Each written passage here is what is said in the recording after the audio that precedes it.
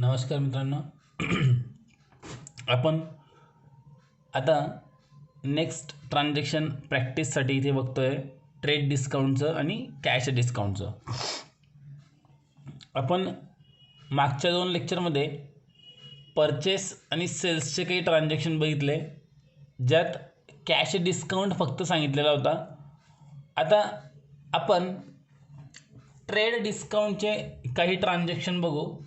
Trade discount की ज्या trade डिस्काउंटची नोंद एंट्री करताना होत नाही. त्यानंतर आपण मध्येच काही ट्रान्झॅक्शन परचेस सेल्सचे कॅश डिस्काउंटचे पण बघू. ठीक आहे. तर बघा,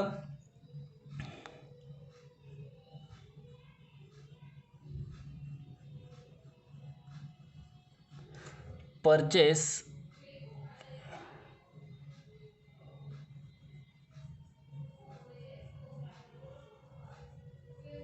furniture of rupees 20,000 at the rate of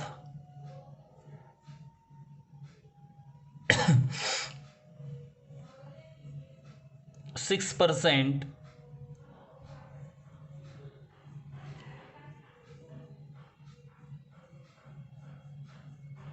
cash discount.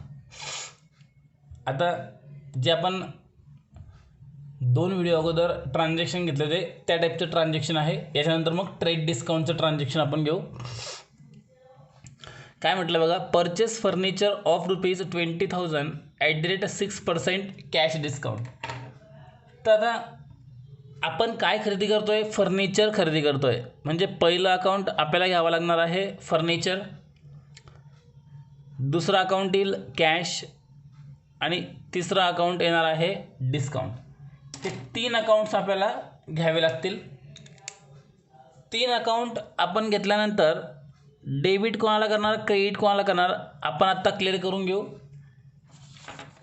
तर त्यासाठी बघा, आपण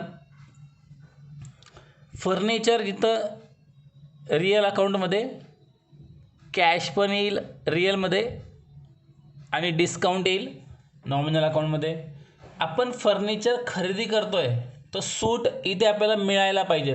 कारण बघा, नियम तुम्हाला सगळे मी सांगितलेले आहेत. परचेस जेव्हा माल आपण खरेदी करतो तेव्हा डिस्काउंट रिसिव्ड. मग डिस्काउंट रिसिव्ड म्हणजे काय? सूट मिळते आपल्याला. तेव्हा इन्कमला आपण काय करायचं असतं? क्रेडिट करायचं असतं. मग आता आपण डेबिट कोणाला, क्रेडिट कोणाला हे क्लिअर करू. फर्निचर खरेदी करतोय तर फर्निचरला रिअलमध्ये कम्स इन म्हणणार की गोज आउट? तर कम्स इन म्हणणार. आणि कम्स इन म्हणणार म्हणून त्याला काय करणार आपण? डेबिट करणार. फर्निचरला काय करणार आपण? डेबिट करणार. यानंतर नेक्स्ट कॅश. फर्निचर खरेदी केल्यानंतर कॅशला पण रिअल अकाउंटचा नियम. तर कॅश कम्स इन राहील की गोज आउट राहील? कॅश आपल्याकडनं जाईल म्हणून कॅशला करणार आपण क्रेडिट. ओके. आता डिस्काउंट. आपण फर्निचर खरेदी केल्यानंतर डिस्काउंट मिळेल आपल्याला, आणि डिस्काउंट जर मिळतोय तर आपलं काय असतं? ते इन्कम. आणि इन्कमला नेहमी काय करणार? क्रेडिट. मी तुम्हाला मागच्या व्हिडिओमध्ये एक हिंट दिलेली होती.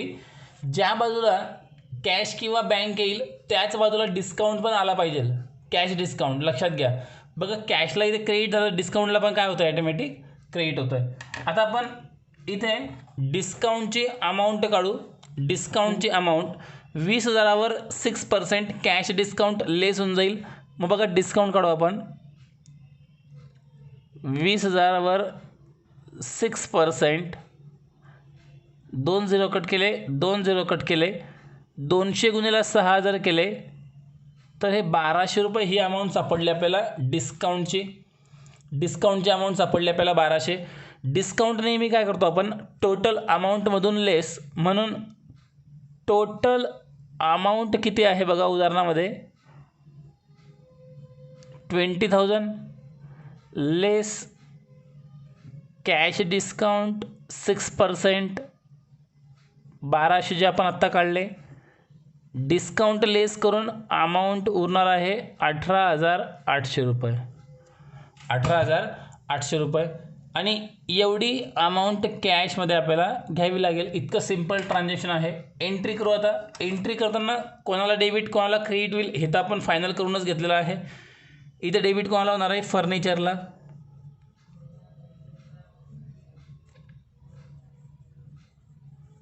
Furniture account debit to cash account to discount received account. Discount received म्हणणार कारण तो आपल्याला मिळतोय. अमाऊंट कशा घेणार बघा. फर्निचरला पूर्ण अमाऊंट येईल 20,000. कॅश फक्त किती पेड करणार? डिस्काउंट लेस करून 18,800 रुपये आणि डिस्काउंटची अमाऊंट आपल्याला घ्यायची आहे 1,200 रुपये. आणि ही झाली एंट्री कंप्लीट. नॅरेशन लिहू. Being furniture purchase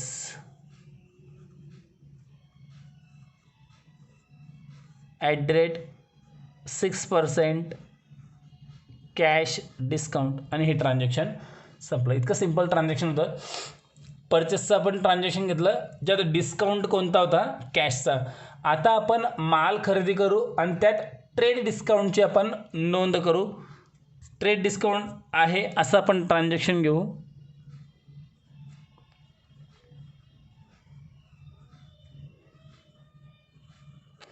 purchase goods of rupees 15,000 at the rate 10% trade discount. आता थोडंसं समजून घेण्यासारखं ट्रान्झॅक्शन आहे. आपण काय खरेदी करतोय ते अगोदर बघा. आपण काय खरेदी करतोय? गुड्स जर खरेदी करतोय तर आपण अकाउंट कोणतं घेणार? त्याआधी परचेसचं. आपण गुड्स जर खरेदी करतोय तर अकाउंट कोणतं घेतलं पाहिजे? परचेसचं. एक परचेस अकाउंट झालं. आता purchase goods of ₹15,000 at the rate 10% trade discount. आता लक्षात घ्या, ट्रेड डिस्काउंट तर सांगितलेलं आहे. या ट्रेड डिस्काउंटची नोंद होत नाही. ट्रेड डिस्काउंटची नोंद होत नाही. पण मात्र 10% ह्या अमाऊंटमधून लेस तर करावे लागतील. पण डिस्काउंटची नोंद होत नाही. कारण ट्रेड डिस्काउंट हा एक व्यापारी दुसऱ्या व्यापाऱ्याला दिलेली छापील किमतीवरची सूट असते. ज्यामुळे विक्रेता किंवा खरेदी करणारा यापैकी कोणालाच लॉस किंवा प्रॉफिट होत नाही. म्हणून आपण ट्रेड डिस्काउंटची नोंद करत नाही. त्याच्याने फक्त वस्तूची किंमत काय होते? कमी होते. मग तुम्हाला ट्रेड डिस्काउंट तर लेस करायचं आहे पण नोंद मात्र करायची नाही. मग आता एकच अकाउंट आत्तापर्यंत सापडलं आपल्याला परचेस. मग सेकंड अकाउंट कोणतं घेणार? कमीत कमी 2 अकाउंट तर लागतीलच. मग दुसरं अकाउंट कोणतं घेणार? आपण सिम्पल आहे. माल जर खरेदी केला आहे तर रोख खरेदी केला आहे का उधार खरेदी केला ते ओळखा. इथे कोणाकडनं खरेदी केला हे नाव दिलेलं नाही आहे. याचा अर्थ हा माल कसा खरेदी केला? आपण रोख खरेदी केला आहे. तर दुसरं अकाउंट कोणतं घ्यावं लागेल? आपल्याला कॅश घ्यावं लागेल. बघा इथे मी कॅश अकाउंट नाही आहे, कॅश कुठे शब्द दिलेला नाही म्हणून 15,000 खाली अंडरलाईन करतो समजण्यासाठी. ठीक आहे. जर इथे व्यक्तीचं नाव जर येऊन गेलं असतं तर हा व्यवहार कसा होऊन गेला असता? उधारीचा. लक्षात घ्या, कॅश डिस्काउंट फक्त रोखीच्याच व्यवहारामध्ये येतो. ट्रेड डिस्काउंट रोखीच्या आणि उधारीच्या दोघी व्यवहारामध्ये येऊ शकतो. माझे पॉईंट्स जे मी सांगतोय ते तुम्ही तुमच्याकडे राईट डाऊन करून ठेवा, तुम्हाला नेहमी कामात येतील. कॅश डिस्काउंट हा फक्त रोखीच्याच व्यवहारामध्ये येईल. ट्रेड डिस्काउंट रोखीच्या किंवा उधारीच्या व्यवहारामध्ये पण येऊ शकतो. डिस्काउंट कोणताही असू द्या, कॅशचा असू द्या किंवा ट्रेडचा असू द्या, डिस्काउंट नेहमी लेस झाला पाहिजे. बरोबर आहे. आता कॅश डिस्काउंट जर आला आहे याचा अर्थ हा व्यवहार रोखीचा होऊन गेला. इथे डिस्काउंट ट्रेडचा आहे मग हा व्यवहार उधारीचा आहे असं तुम्ही गृहीत धरायचं नाही. बहुतेक विद्यार्थी असं गैरसमज करतात की कॅश डिस्काउंट आला तर तो व्यवहार रोखीचा आणि ट्रेड डिस्काउंट आला म्हणजे तो व्यवहार उधारीचा. असं राहत नाही. कॅश डिस्काउंट फक्त रोखीच्याच व्यवहारामध्ये येतो पण मात्र ट्रेड डिस्काउंट रोखीच्या आणि उधारीच्या दोघी व्यवहारामध्ये येऊ शकतो. मग आपल्याला कॅश डिस्काउंट आल्यामुळे समजतं की हा व्यवहार रोखीचाच आहे. पण ट्रेड डिस्काउंट आल्यानंतर आपल्याला ओळखावं लागेल की हा डिस्काउंट ट्रेडचा जरी असेल पण व्यवहार रोखीचा आहे की उधारीचा आहे. मग आता आपण ट्रेड डिस्काउंटला एका मिनिटासाठी आपण साईडला ठेवू. मग इथे बघा कुठे व्यक्तीचं नाव आलं आहे का? नाही, व्यक्तीचं नाव पण आलेलं नाही आहे, कॅश शब्द पण नाही आहे. म्हणजे माल कसा खरेदी केला? आपण रोखच खरेदी केलेला आहे. म्हणून दुसरं अकाउंट तुमचं कोणतं लिहिलं? कॅश. पण कॅश शब्द कुठे दिलेला नाही, तरी पण आपण याला रोखीचा व्यवहार मानतो. हे तुम्ही लक्षात घ्या. ठीक आहे. मग दुसरं अकाउंट कोणतं घ्यावं लागेल? कॅश. पण कॅश शब्द कुठे नाही म्हणून आपण अमाऊंट खाली अंडरलाईन करून घेतली. क्लिअर होतं आहे? मग आता दोन अकाउंट कोणते आले? पर्चेस आणि कॅश. पर्चेसला नियम कोणता लागतो? नॉमिनलचा. आणि इथे कॅश नाही म्हणून आपण त्या ठिकाणी अंडरलाईन केली अमाऊंट खाली, त्याला नियम लागतो रिअल अकाउंट्सचा. आता मला सांगा, परचेस जे आहे ते नॉमिनलमध्ये एक्सपेन्सेस आहे की इन्कम आहे? तर परचेस आपलं काय आहे? एक्सपेन्सेस. आणि एक्सपेन्सेस असल्यामुळे आपण त्याला नेहमी काय करतो? डेबिट. क्लिअर इथपर्यंत? त्यानंतर मला सांगा, पैसे येतील की जातील? रिअल अकाउंट्सचा नियम काय म्हणतो? डेबिट वाट comes in, credit what goes out. आपण माल खरेदी केल्यानंतर कॅश कम्स इन असेल की गोज आउट असेल? तर कॅश आपली गोज आउट असेल, म्हणून कॅशला काय केलं पाहिजे? क्रेडिट. कॅशला काय करणार आहे आपण? क्रेडिट करणार. पण आता मला सांगा, पूर्ण 15,000ची नोंद होईल का? जर पूर्ण 15,000ची नोंद जर होणार असेल तर मला सांगा, मग तुम्हाला ट्रेड डिस्काउंटचा काय फायदा? बरोबर आहे की नाही? मग ट्रेड डिस्काउंटची नोंद तर होत नाही, पण मात्र टोटल अमाऊंटमधून एंट्री करण्याच्या अगोदर ती लेस व्हायला पाहिजे. म्हणून ट्रेड डिस्काउंट आपण लेस करू. 15,000वर 10% आपण काढू. इथे 15,000 इंटू 10 अपॉन 100. एक झिरो इथून कट, एक झिरो इथून कट झाला, इथून पुन्हा एक कट केला, इथून एक झिरो कट केला. 1500 गुणिले 1/1 जर केलं तर अमाऊंट किती आली? परत 1500. पण हा कोणता डिस्काउंट आहे रे? हा कोणता डिस्काउंट आहे? ट्रेड डिस्काउंट, TD आपण ज्याला म्हणतो. याची नोंद होत नाही, हे तुम्ही अगोदर क्लिअर करून घ्या. ह्या डिस्काउंटची नोंद होत नाही, पण मात्र टोटल अमाऊंटमधून लेस आपल्याला करावाच लागेल. म्हणून आपण काय करणार? 15,000 ही झाली टोटल अमाऊंट, मायनस 1500 हा झाला ट्रेड डिस्काउंट. ट्रेड डिस्काउंट असो किंवा कॅश डिस्काउंट असो, डिस्काउंट तर लेस करावाच लागतो. 15,000मधून 1500 जर लेस केले तर अमाऊंट शिल्लक राहते 13,500 रुपये. तर हा आला कॅशचा बॅलन्स 13,500 रुपये. 13,500 रुपये. मला सांगा, डिस्काउंटची नोंद इथे होईल का? डिस्काउंटची नोंद होणार नाही. मी हे अगोदरपासून क्लिअर करतोय. इथेच म्हटलं बघा, ट्रेड डिस्काउंटची नोंद होत नाही. इथे पण मी क्रॉस केलं, ट्रेड डिस्काउंट नोंद होत नाही. पण मात्र डिस्काउंटची नोंद जर होत नाही तर मग दिला कशासाठी? दिला याच्यासाठी की त्याच्यामुळे किंमत फक्त काय होणार आहे? टोटल व्यवहाराची कमी होणार आहे. तर 15,000चा माल आपल्याला कितीमध्ये मिळेल? फक्त 13,500. हा ट्रेड डिस्काउंटमुळे कोणाचा लॉस किंवा प्रॉफिट नसल्यामुळे ट्रेड डिस्काउंटची नोंद होणार नाही. मग दोनच अकाउंट आहे, परचेस आणि कॅश. त्यापैकी परचेस आपला एक्सपेन्सेस असल्यामुळे परचेसला आपण डेबिट करणार. परचेस अकाउंट डेबिट, अमाऊंट येईल 13,500 टू कॅश अकाउंट 13,500. बघा, एकदम सिंपल एंट्री झाली बिलकुल. फक्त फरक काय पडला? या ट्रेड डिस्काउंटमुळे एवढाच फरक पडलेला आहे की अमाऊंट त्याच्यामुळे फक्त काय झाली? कमी झाली. बाकी बिलकुल सेम ट्रान्झॅक्शन आहे, डिस्काउंटची नोंद झालेली नाही. Being purchase goods @ 10% trade discount. Sorry, हे झालं ट्रान्झॅक्शन कंप्लीट. तुम्हाला हे ट्रान्झॅक्शन समजलं असेल. लक्षात घ्या, पुन्हा एक वेळा नियम सांगतोय.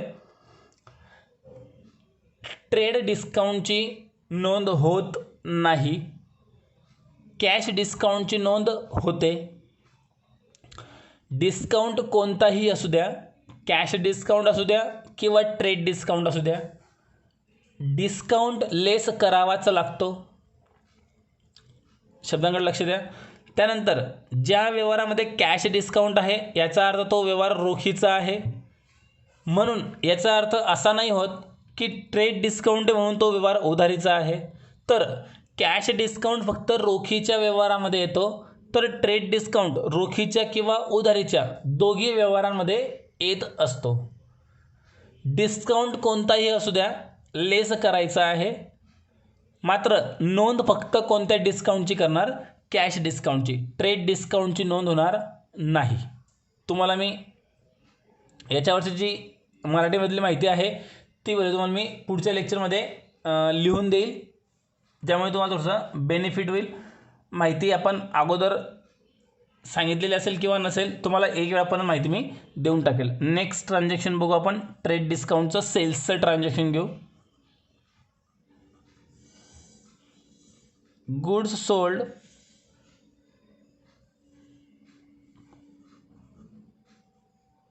Of rupees 50,000 at the rate 20%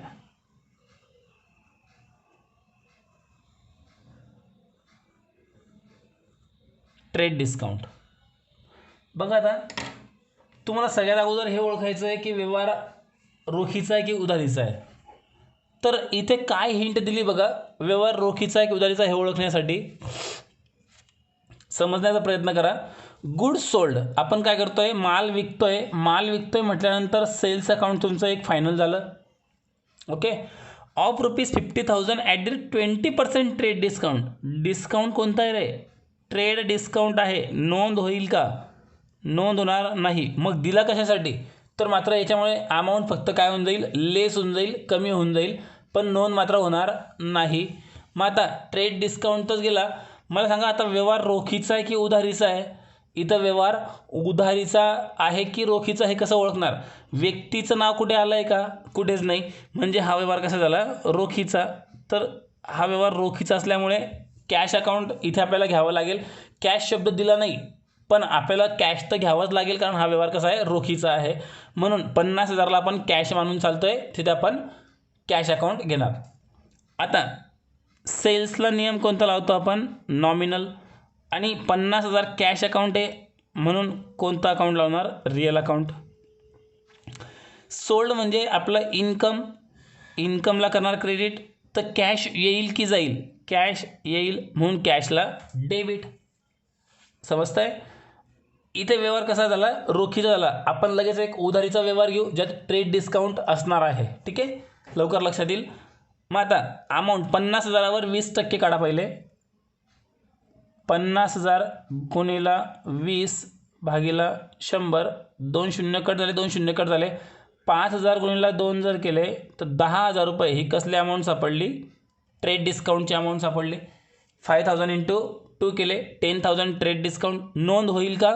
नाही होणार, पण अमाऊंट मात्र काय होऊन जाईल? लेस होऊन जाईल. 50,000 मायनस 10,000, बॅलेन्स किती उरेल? 40,000. हा कोणता डिस्काउंट होता? ट्रेड, की ज्याची नोंद होणार नाही. ट्रेड डिस्काउंटची नोंद कधी होत नाही, मात्र याच्याने अमाऊंट काय होते? लेस. मग आता एंट्री कशी करणार? Normal entry. कॅश येते म्हणून कॅशला काय करणार आपण? Debit. Cash account debit to sales account. Cash account debit to sales account. आणि अमाऊंट 50,000 नाही घेणार. 50,000मधून 10,000 ट्रेड डिस्काउंटचे काय होतील? लेस. तर बॅलेन्स किती उरेल? 40,000. मग हा इथे घेतले 40,000. नॅरेशनमध्ये being goods sold at the rate 20% trade discount. आणि ट्रान्झॅक्शन तुमचं संपलं. आता आपण सगळे व्यवहार रोखीचे बघितले. एक उधारीचं ट्रान्झॅक्शन बघू ट्रेड डिस्काउंटमध्ये. कॅश डिस्काउंटमध्ये आपण उधारीचा व्यवहार नाही घेऊ शकत, कारण कॅश डिस्काउंट केव्हा येईल? जेव्हा तो व्यवहार रोखीचा असेल तेव्हाच येईल. मग त्या नावामध्येच तुम्हाला लक्षात येऊन जाईल की कॅश डिस्काउंट म्हणजे रोखीचा व्यवहार आहे म्हणून. आता आपण next transaction goods sold to Ram of rupees 25,000 at the rate 20% trade discount. बघा उदाहरण समजण्याचा प्रयत्न करा. अगोदर गुड्स सोल्ड, माल विकलाय, म्हणजे एक अकाउंट तर फायनल झालं सेल्स.